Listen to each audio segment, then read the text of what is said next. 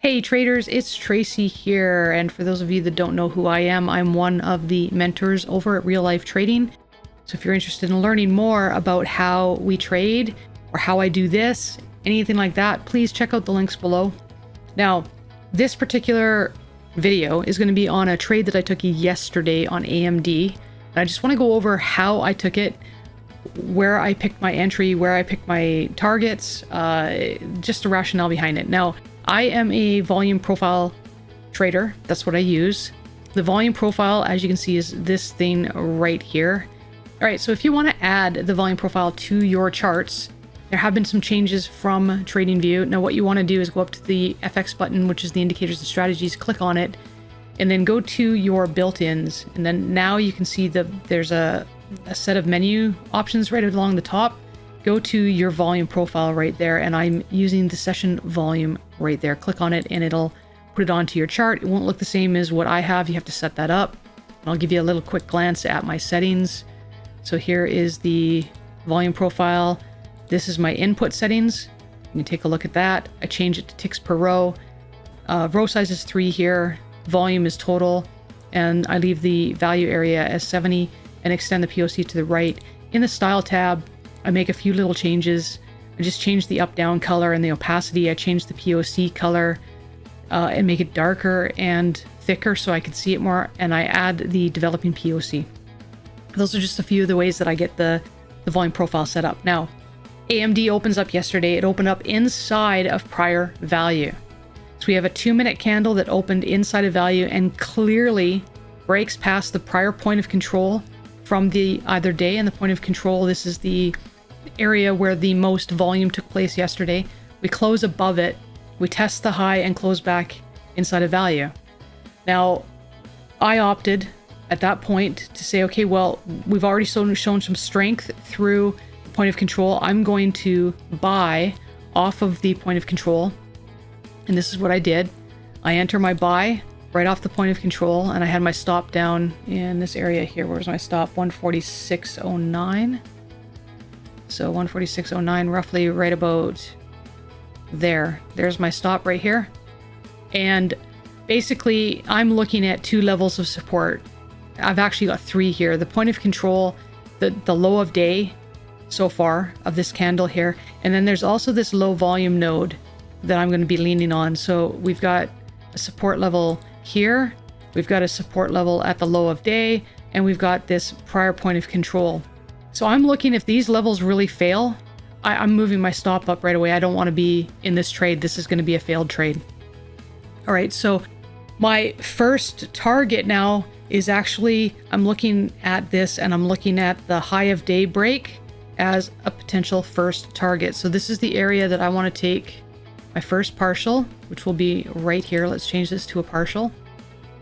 Okay, notice I'm not even in the trade yet, and I'm already setting this up. I know exactly where I want to take my partials and where the resistance levels are. The next is this red dotted line. Now this red dotted line, if I go to a 30-minute chart just to see it here, this 30-minute chart is going to show you that we have a point of control from a prior day sitting right over here. And we also have the next one, which is up in this area here. I have this point of control right here. So I've got it's an untested, so I've got a dotted line that'll show up later right there. So let's go back to the 2-minute, go back over here, and those are going to be my target areas. All right. So the first candle comes in and boom, I'm targeted into the trade. Now we did close back below the point of control from yesterday, and I'm not too keen on losing that level of support. We did tag below here and we hit that. So we hit that support. We didn't hit the second support, that low volume node. We closed back above this. So we lost basically one level of support, which is the point of control. So at this point, what I did is I'm moving my stop right to here because I've still got my support there. I don't want it to continue lower. It already failed the 1 point. Now I'm guaranteed to only lose maybe a half an hour if this trade fails on me. So now what I'm looking at is I need to regain this point of control right here. And I'm also looking for price to break outside of value. That's this area right here. Let me just turn this to a blue line. Okay, so this is the value area, and in order for this to start to actually trend, I need it to break out of prior value. Right now it's inside of prior value, and we could potentially just cycle inside of this. I don't know what the trade's going to do at this point. I just know that we had a nice clean gap inside of value. We closed above the point of control. We lost it again, so we retested it, but we're holding that low. Let's see what happens on the next candle. The next candle, we regain the point of control. I don't want it to close back below this level again. I want it to stay above here, and I want it to test this value area high and make a break. All right, so again, I'm taking a partial at the high of day break at this point. And there we go. So that's my first partial, and now we have broken out of the prior day high, which is really good. So now I'm looking at this blue line right here, the value area high, as a level of support.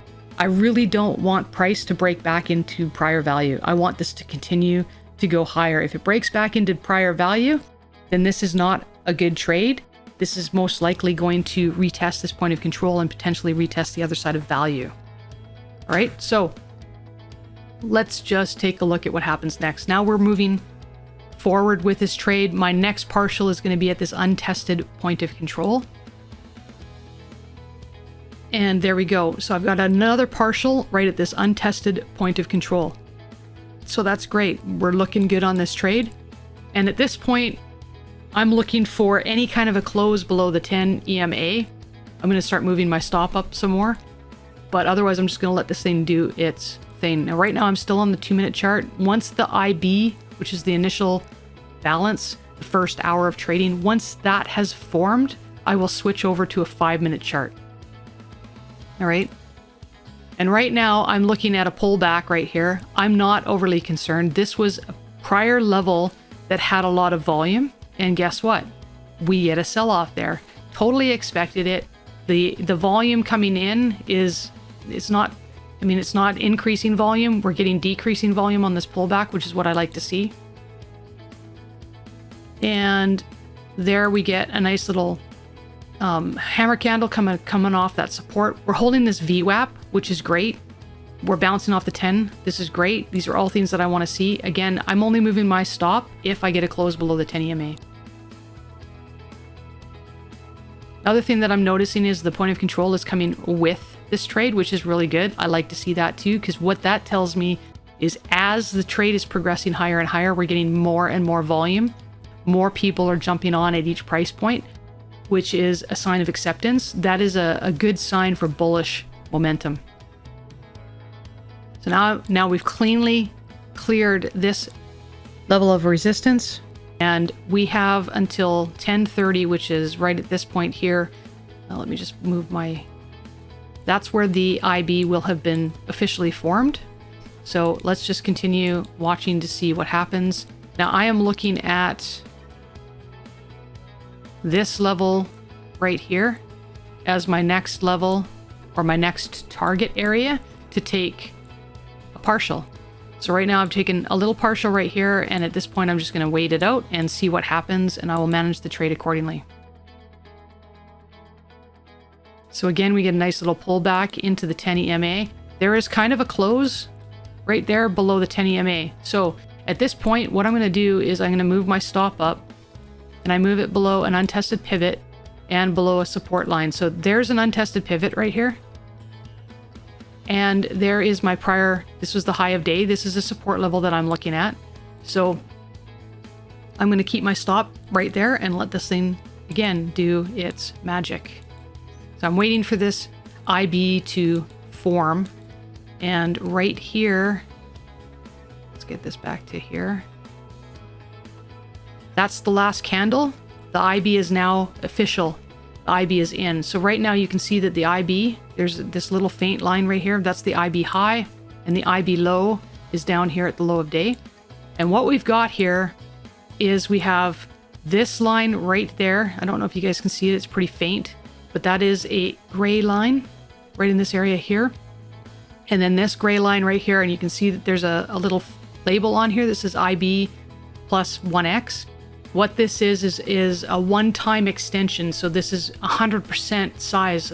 If you take the size of the IB, the high and the low, that range is the same as this range right here. And this line right here is the halfway point. So this is a half extension, this is a full extension, and this is a 2-time extension. And I'm using these as target levels. So right now my target is sitting right here for take all. That's my take all target. Let me just mark that as my take all target. Oops, right here. So let's mark this as a take all target. Current take all. And then what I'm going to do is I'm also, now that the IB is formed, I am going to take a partial at this half point. So it's going to be a partial, and I'm going to take another partial at the 1-time extension. Okay. Now, I want to see this IB break. That's going to increase the likelihood that this is going to continue to go bullish on me. I want to see that. I've got some statistics showing that the majority of the time, only one side of the IB breaks. So that puts me in really good position, statistically speaking, if this trade does break the IB high. All right, so I'm watching, and there we go. We've got an IB high break right there on that candle. This is good. So now I've got increased chances that this trade is never ever going to stop me out for one down here. It's not going to retake this low. It may trail me out right here, but for now, I'm just going to keep doing this and manage it on the 10 EMA. Now I need to switch over to the 5-minute chart because I have the IB is now officially closed, or it's completed, I should say. So now I'm waiting for a close below the 10 EMA on a 5-minute chart. So again, the pullbacks, we've got reducing volume coming into the pullbacks. And right there, we get another close below the 10 EMA. So I am going to move my stop up a little bit, but what I'm going to do is I'm moving it right to about this area here, because this is a support level. This is where the volume was high at that point. I don't want to move it below this pivot because there's no real volume in this area. So if it hits this level, it's just going to scale through. I want to lean on some support, which is at this volume node right here. So I'm leaving my stop right in this area here. And there is still a potential that this could retest the VWAP and continue to go higher. So now again, I'm just monitoring the stock, and if I get another close below the 10 EMA, I'll move my stop again. So now we are heading towards, we've broken out of the value area, sorry, we've broken out of the IB high again, and I'm just going to monitor what is happening with the trade. And as you can see, we have got another trend happening. It's continuing to move higher, which is good. And there's another close below the 10 EMA. So do I have another point where I could move my stop? Absolutely. I can move my stop right up into this level, say right here. This is the most recent untested pivot, and I have a support right here. This is the current point of control. So I have a good place that I can place my stop, which is right in this area here. And that's what I want to do. So now again, I'm watching for any sign of failure. Okay, and right in this area here, we're getting to see if this breaks out again. There we go, it broke out again. And let's see right in this area here if our target hits. And there's another close below the 10 EMA, so let's move our stop again. So again, there's an untested pivot right here. We have a support level right there. This is a good place to move our stop. Now, the other thing that I'm looking at this point is we are looking at 2 o'clock right now. That's 2 o'clock Eastern, so we only have a couple hours left in the market. I usually exit all my trades by around 3:30. So the likelihood of my final target getting hit is slim to none. So at this point, at 2 o'clock, what I'm going to do is I'm going to switch my take-all target, which is right here. I'm going to make this my take-all target. Right there. So this partial that I had right here, this blue line, is now my take all target, which happens to be the midway point, or the 1/2 extension, IB extension. That's why I'm taking this at this area here. Okay. So there we go. Oh, it didn't quite hit. Let's see if it does hit. So there's another close below the 10. Now we're getting close to where I'm trying to exit at this point. So what I'm going to do is I'm going to move my stop up to this level right here. And there is a low volume node in this area. So I'm just leaning on this right in this area here. This is either going to hit my target or trail me out, and it'll be a good trade regardless. So let's just move this over to this area here to see where we are on the trade. And like I said, we're going to move this down to here as a take all target.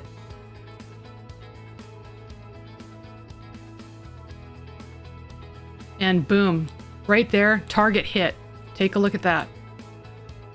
There's the target. We extended just slightly past this 1/2 extension. I'm taking that target, so I'm out of the trade and done for the day. Now let's see what happens for the rest of the day. Remember, the market's closing, so there I would have been trailed out had I not.